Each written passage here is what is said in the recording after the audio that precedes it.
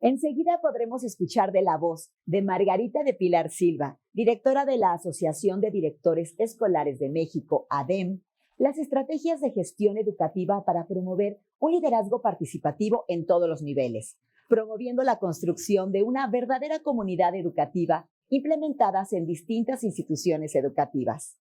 Ella ha titulado esta presentación como Tú los tuyos y yo los míos. Somos todos hacia una verdadera comunidad educativa. Bienvenida, Margarita, y adelante, por favor.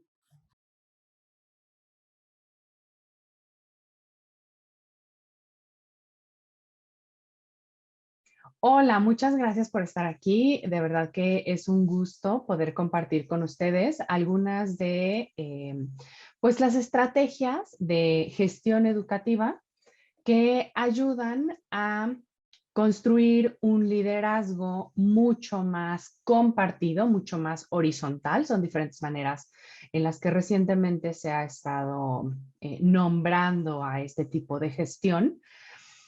Y pues estas son estrategias, como les decía, la gran mayoría implementadas incluso por mi persona en diferentes instituciones educativas, pero algunas de ellas les estaré compartiendo también que han sido ya recuperadas de vivencias de otros líderes educativos, que es en gran medida parte de la ventaja que tenemos en la DEM como asociación que reunimos líderes educativos de diferentes instituciones, partes del país, incluso de otros países.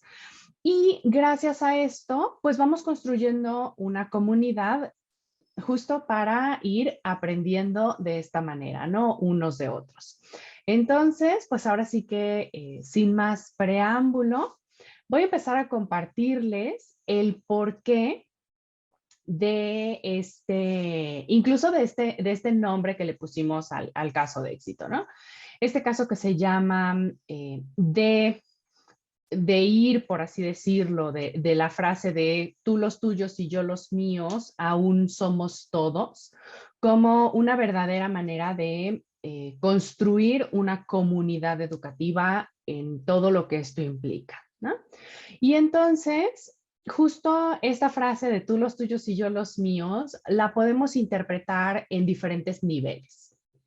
Podemos hablar, si estamos en un puesto de liderazgo educativo más formal, como alguna dirección o alguna coordinación, esta frase podría hacer referencia a los propios docentes.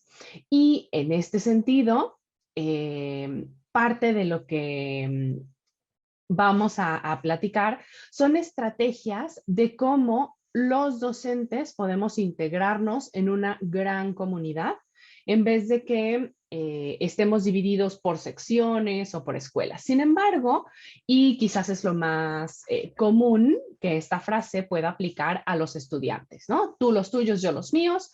Cuando están en mi salón de clase son míos, cuando están en tu salón son tuyos y así nos respetamos.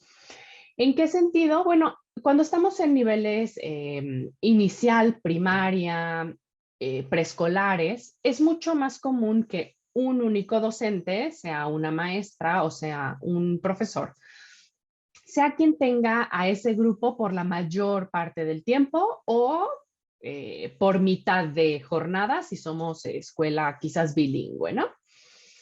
Sin embargo, conforme vamos avanzando en los niveles educativos, llegamos a secundaria, a media superior o incluso en educación superior, y entonces de repente estos estudiantes empiezan a incluso a migrar de salones y a visitar o a trabajar con diferentes docentes.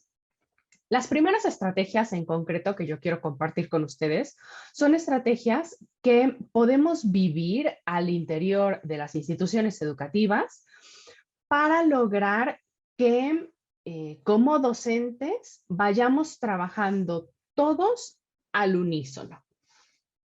¿Por qué es importante trabajar al unísono? Porque al final del día, los estudiantes, así no trabajemos con el mismo grado, es mucho mejor pensar que en realidad cada estudiante es mío. Y si todos pensamos eso, en realidad todos los estudiantes terminan siendo de todos nosotros. Y entonces no habrá ningún estudiante que se quede sin ser acompañado de cerca en su proceso de aprendizaje y de desarrollo como persona al interior de nuestra institución. Esto será un primer paso para ir construyendo esta comunidad educativa. Sin embargo, más allá de que quizás es un cambio en el lenguaje, en el vocabulario que usamos, pero que implica también un cambio de actitud. Y sería quizás una primera estrategia que comparto. Sin embargo, traigo bastantes otras y el tiempo es limitado, así que voy a seguir avanzando. Una segunda estrategia, que es una estrategia que a mí en lo personal me fascina, la verdad, es una estrategia de tener reuniones. Esa estrategia está recuperada, por así decirlo, del ambiente médico. En hospitales, que son hospitales residencia, hospitales en los que médicos siguen su proceso de formación y de desarrollo profesional, en una de estas instituciones en Estados Unidos, dieron inicio a este tipo de reuniones que estoy segura que en más organizaciones se viven, ¿no? En el caso de ellos, le llaman reuniones de morbilidad y mortandad. ¿Por qué? Porque eran reuniones mensuales en las cuales un médico se atrevía a compartir algún caso de morbilidad o de mortandad. Esto, en términos médicos, lo que quiere decir es que compartía algún caso de algún paciente que, debido a la atención que él o ella le habían brindado, había tenido complicaciones que derivaban en algún otro padecimiento o en algún otro problema, no por el que originalmente había ingresado la persona, o que incluso habría podido perder la vida. Como instituciones, de repente esto es complicado. Nos podemos imaginar en el caso de la medicina y de un hospital, ¿no? Lo que implica ponerte en este espacio, en esta actitud de vulnerabilidad total, de dar a conocer qué decisiones tomaste y que no resultaron en realidad con pues, las consecuencias que tú esperabas para tu paciente. Y sin embargo, ellos lo hacen.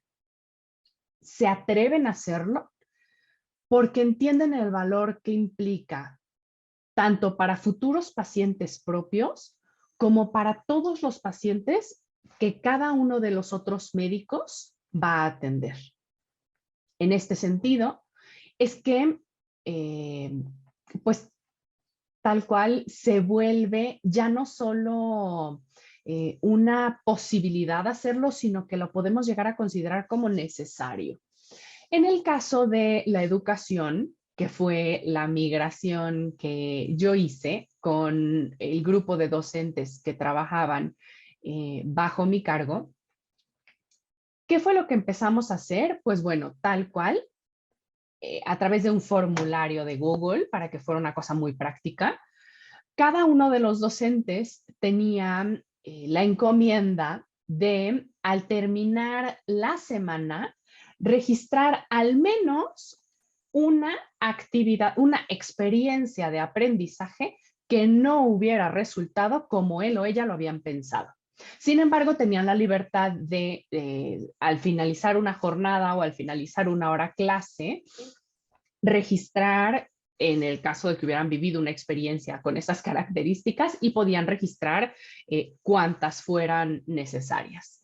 Ahí escribían únicamente ciertas palabras clave y una semblanza breve para ayudar a ir ordenando y a recordar la situación en un futuro. ¿Por qué? Porque una vez al mes, en una de nuestras reuniones como equipo de trabajo, teníamos esta presentación, esta exposición de una experiencia de aprendizaje que no hubiera resultado como se había planeado desde un inicio, Y entre todos, como colectivo, como verdadera comunidad, hacíamos un ejercicio de reflexión, de análisis y de creación de sugerencias.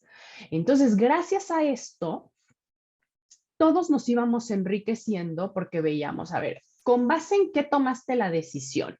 ¿No? ¿Qué otros aspectos fueron los que a lo mejor no tomaste en cuenta que impactaron de manera negativa? ¿De qué manera podrías saber o cuáles indicadores a lo mejor quizás ya sobre la marcha pudieron haberte dado luz de que la experiencia se estaba moviendo en una dirección que no era la que esperabas? ¿Qué posibles ajustes podrías haber hecho para recuperar o incluso terminar mejorando la experiencia y no quedarte con el diseño original que tenías? Gracias a esto, obviamente en un inicio no voy a decir todo es miel sobre hojuelas, claro que no, cuesta trabajo, porque cuesta trabajo mostrarnos vulnerables, cuesta trabajo enseñar, una frase que yo les decía con bastante frecuencia es, si me caigo, normalmente ya como adultos estamos muy acostumbrados a levantarnos luego, luego y voltear y querer que nadie nos haya visto y esconder la vergüenza, ¿no? Seguir caminando. Si en esa caída me raspé, pues con mayor razón, o sea, de verdad que como que mientras peor nos va, menos queremos que los demás se enteren y lo vean. Sin embargo, yo les decía, hay que de verdad aprender y volver a nuestros orígenes como personas. Y cuando éramos niños, que es nuestra etapa de aprendizaje como más acelerado, más intenso, y es una etapa en la que no sé si ustedes se acuerden y no sé si ustedes hayan sido, ahora sí que ahora como yo fui, ¿no? En que yo me caía, yo me raspaba, pero luego iba con mis amigos, con mis amigas, y terminábamos presumiéndonos incluso nuestras costras, nuestros raspones, nuestras cicatrices, y era como un orgullo verdaderamente poder decir que esta cicatriz me la hice aprendiendo a, o cuando logré escalar por fin o trepar ese árbol.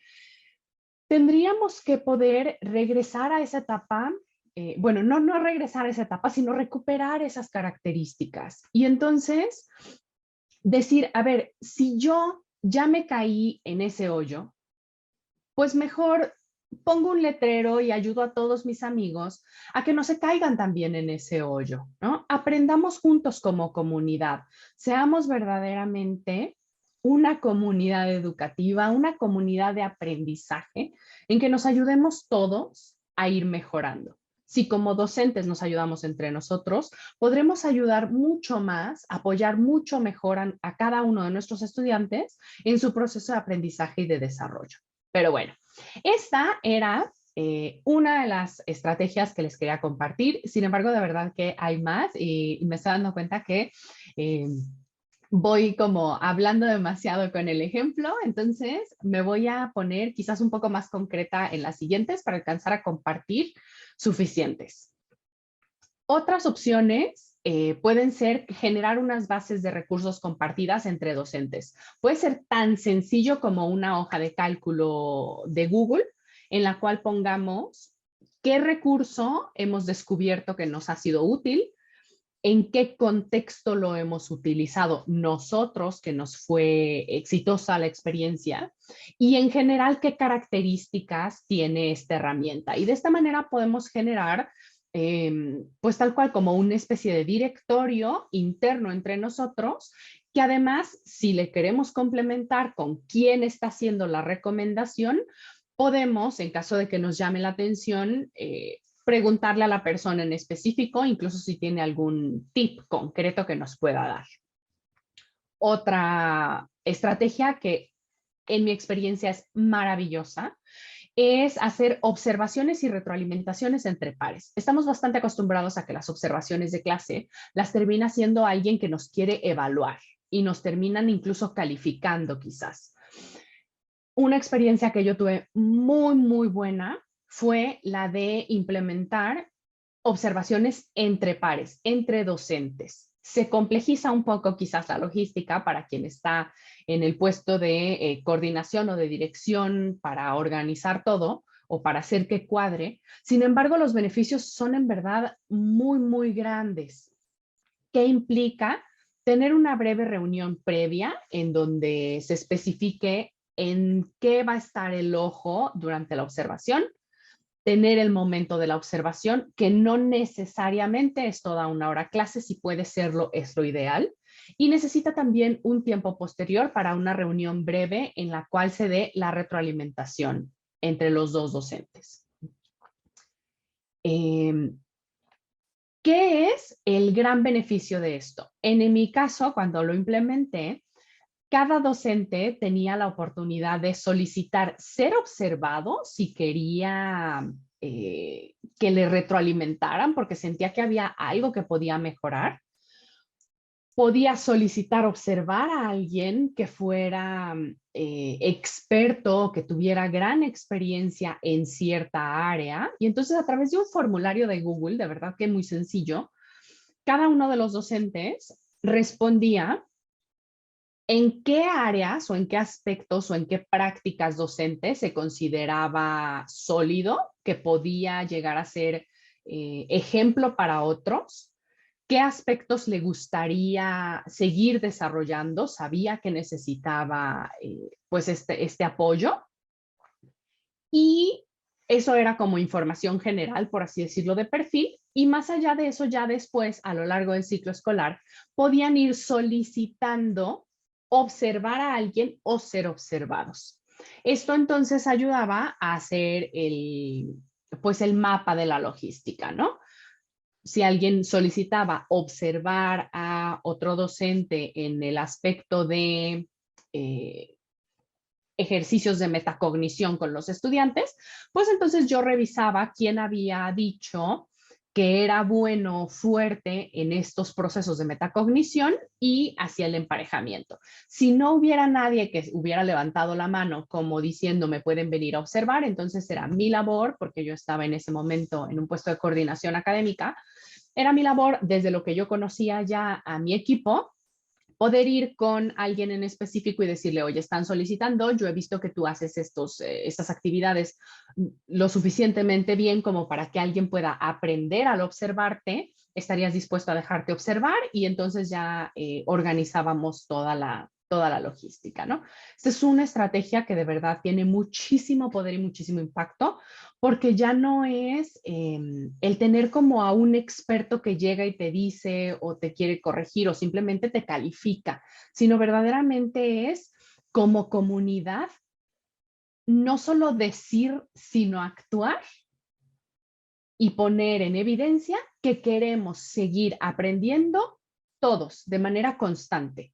No somos una comunidad educativa que únicamente, o una institución que únicamente busca que sus estudiantes aprendan, sino que todos de manera activa seguimos constantemente buscando nuestro aprendizaje y desarrollo. Otra estrategia que puede servir, yo la he visto y es bastante poderosa, es tener una planeación asistida. ¿Y a qué me refiero con planeación asistida? A que aunque cada docente es responsable de su propia planeación o planificación didáctica, sin embargo, tener sesiones de trabajo en las que se compartan y puedan ser retroalimentados o puedan recibir consejos, observaciones o preguntas sirve mucho. Hay diferentes maneras para lograrlo.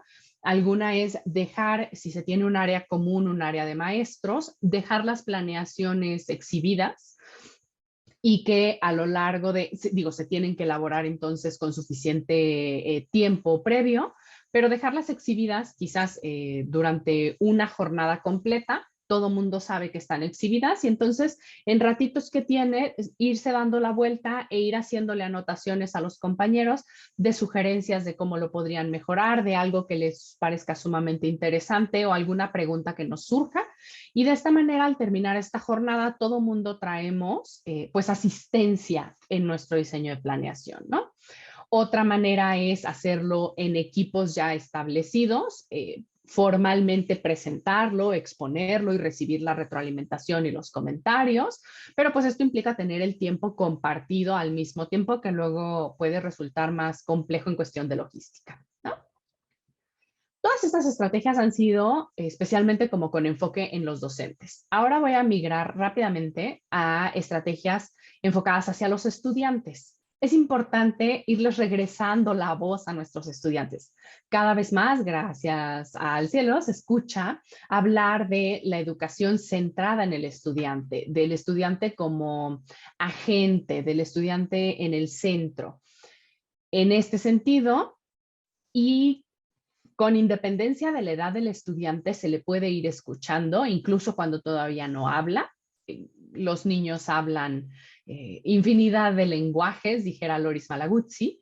Solo tenemos que saber escucharles, tenemos que saber hacerles las preguntas y saber escucharles.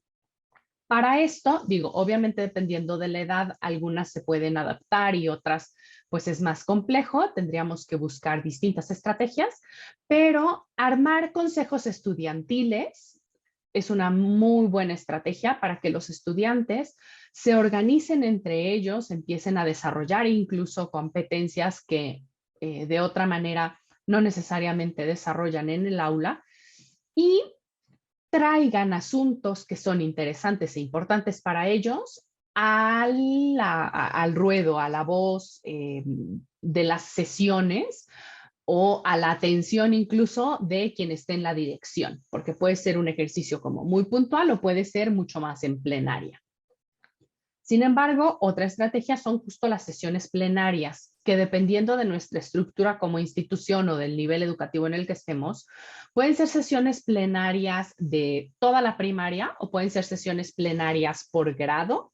Sin embargo, se sugiere que sean sesiones mensuales en las que estén todos los estudiantes que hayamos determinado, sea por grado, sea por sección o incluso de toda la escuela, si es una escuela lo suficientemente pequeña. Por ejemplo, yo en mi caso, cuando estudié secundaria y preparatoria, estuve en una escuela que todos los estudiantes de los 6 grados éramos en promedio alrededor de 100 o 120 estudiantes. Sin problema, las sesiones plenarias podían ser con todos nosotros, desde primero de secundaria hasta sexto semestre de bachillerato. Estas sesiones plenarias mensuales, la idea es que se traten temas de interés de los estudiantes o temas de relevancia comunitarios o internacionales, y entonces es ir favoreciendo el diálogo e ir armando este espacio de comunidad. No nos podemos llamar comunidad si no compartimos, si no comulgamos en ciertas cosas. Y entonces este tipo de temáticas nos pueden ir ayudando a ir creando ese ambiente, esa confianza, ese ir co-construyendo no solo aprendizajes académicos, formales o curriculares y competenciales, sino de esta otra parte también que al final del día terminan siendo igual de importantes, si no es que más, en cuanto a ciudadanía, en cuanto a colaboración, en cuanto a comunicación, en cuanto a proactividad, autogestión y demás. Otra última estrategia en cuanto a los estudiantes que les quiero compartir el día de hoy es darles la oportunidad de evaluar tanto a sus docentes como a la institución educativa como organización. Dependiendo de la edad de los estudiantes, será el tipo de preguntas e incluso el tipo de respuestas que se les dé, quizás con caritas, si son primaria menor, que pueda hacerles muy sencillo decir como qué tan feliz me pone o qué tan triste me hace ciertos aspectos de mis docentes, de mi institución educativa, de mi escuela. Y conforme van avanzando en edades, pues pueden ser preguntas mucho más complejas que los estudiantes, conforme se empiezan a vivir estas estrategias de manera constante o periódica, las respuestas que se van obteniendo son cada vez más profundas, más responsables y más analíticas, especialmente si como institución las tomamos en cuenta para mejorar. Los estudiantes lo notan y entonces ponen mayor seriedad en la manera en la que nos den esta retroalimentación. De verdad que son herramientas que pueden ser muy, muy valiosas y útiles. Pasando a los padres de familia que también forman parte de nuestra comunidad educativa, les quiero compartir que los mismos padres de familia también pueden evaluar tanto a los docentes como a la institución en general. Sin embargo, adicional a eso, pueden tener también invitaciones a ciertas sesiones de diálogo. Eh, Tendríamos, creo yo, que como instituciones educativas quizás replantearnos las escuelas para padres, ¿no? Y entonces definir, bueno, ¿qué queremos hacer con el tiempo que tenemos con ellos? Quizás sean sesiones de diálogo similares a las que podríamos llegar a tener también con nuestros estudiantes. ¿Qué temas tienen de inquietud, de interés hacia el interior del proceso de aprendizaje y de desarrollo de sus hijos? O incluso de temas más relacionados con la comunidad.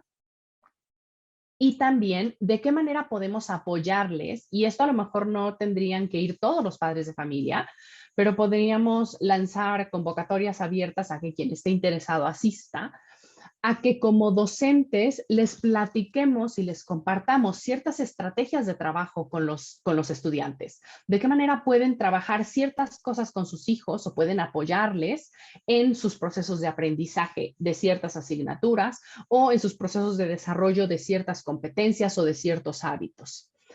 Si nos organizamos y tenemos quizás diferentes 3 o 4 temáticas en sesiones simultáneas corriendo, pues los padres de familia pueden llegar y verdaderamente participar en donde ellos vean el mayor beneficio y entonces la misma actitud de los padres de familia a la institución educativa migra, varía notablemente de ser convocado a juntas obligatorias a las que no les ven quizás valor, a saber que como institución de verdad me están apoyando en mi proceso como padre, como madre, como tutor, para que yo sea cada vez más capaz de apoyar a su vez a mi hijo, ¿no? O a mi hija.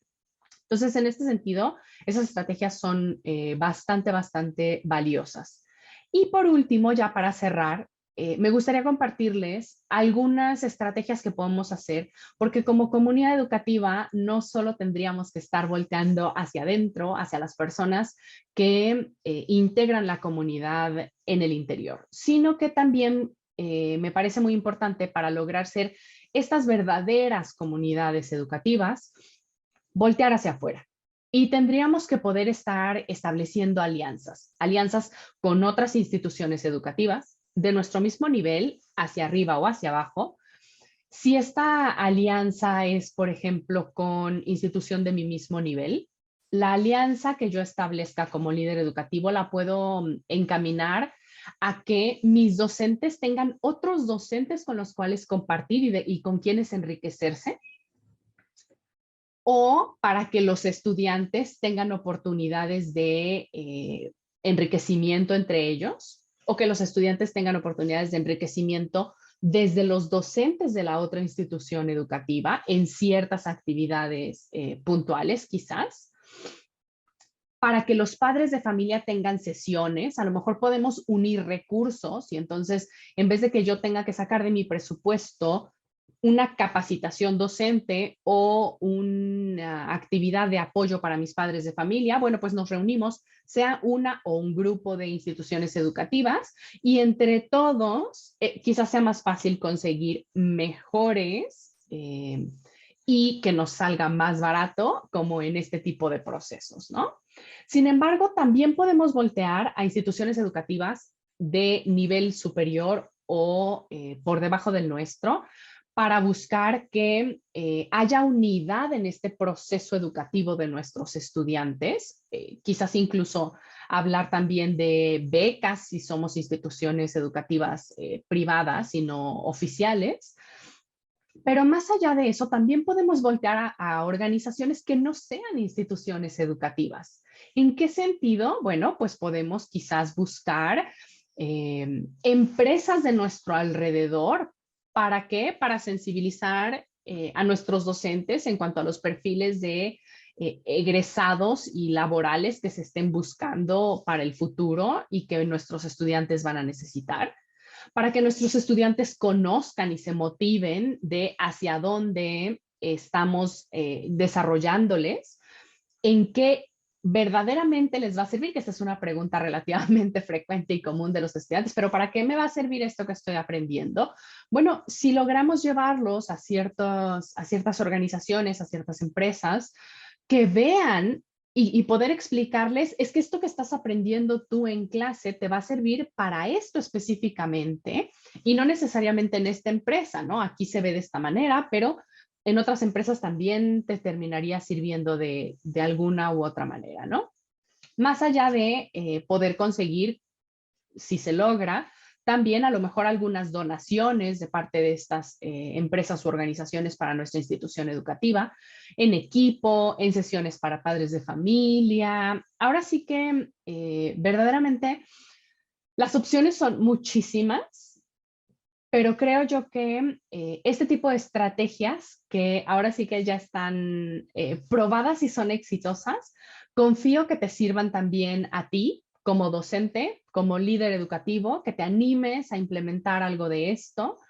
Si tienes alguna pregunta, si quisieras saber más, ahora sí que con toda confianza, búscanos, por favor, acércate a la ADEM, a la Asociación de Directores Escolares de México. Estamos para apoyarte y para seguir construyendo esta comunidad de líderes que juntos co-construyamos, como bien es el nombre incluso de este congreso, una mejor educación. Hay que dedicarle desde hoy a construir lo que queremos en la educación para que nuestros estudiantes, cada uno de nuestros estudiantes, sea una persona de bien, feliz y exitoso. Muchísimas gracias y seguiremos en comunicación. Excelente, Margarita. Muchas gracias.